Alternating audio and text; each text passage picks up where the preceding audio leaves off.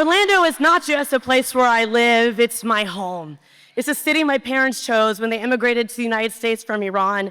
They saw it as a place of opportunity, a place where if they worked hard, they could build a future for themselves and their kids. A place where their children could walk safely to and from school. A place where one day their daughter could become the first Iranian American elected to any public office in Florida. That story, our story, is Orlando's story. In a state like Florida, where we don't have a firewall at the governor's office or the legislature, we need cities to step up their game, to fight back against fascism, and to defend democracy for all. We want teachers to be supported. We want to make sure that when you pay a little bit extra taxation to live in the city, you see that result in our schools.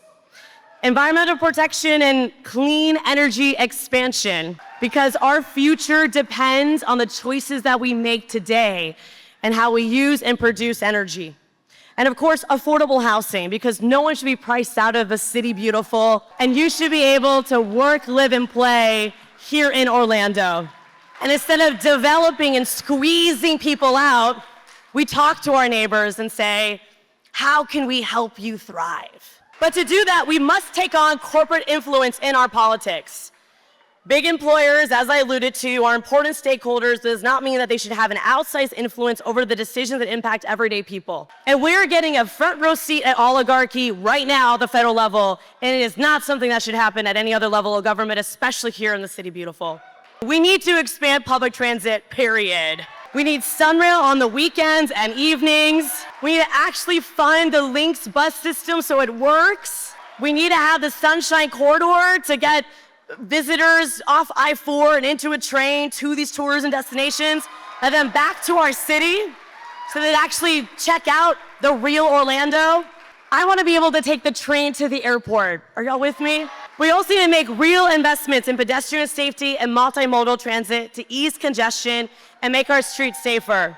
And this will cost us money, which is why I'm a firm believer in reevaluating how we spend the tourism development tax here in Orange County, and why, of course, we need to re-examine all of our incentive programs to ensure that if we're giving out an incentive to lure businesses to our community, that the community gets something out of it. We need to support our small businesses and reimagine downtown, revitalize and reimagine these streets to make sure that we are working with small businesses, not against small businesses.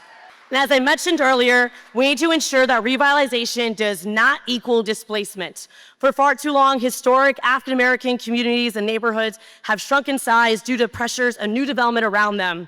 We have to work at a neighborhood level to ensure that all people and stakeholders can thrive together. And if any city can do that, it is Orlando. We need to tackle the housing crisis. That means more infill development, not sprawl. Hotel conversions and commercial to residential transitions.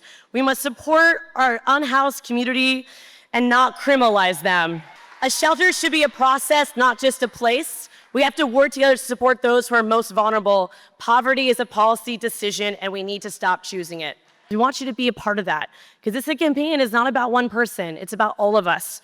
And we're not going to win unless all of us are in it together. So let's get to work to ensure that in this community, no matter who you love, the color of your skin, your gender identity, who you worship, your documentation status, disability status, regardless of any of those pieces that make you whole, that you can live a wholehearted life and be your authentic self. So let's get to work, not just to win an election, but to build a city that truly belongs to all of us. The future is ours to shape. Let's go make history together. Thank you, Orlando.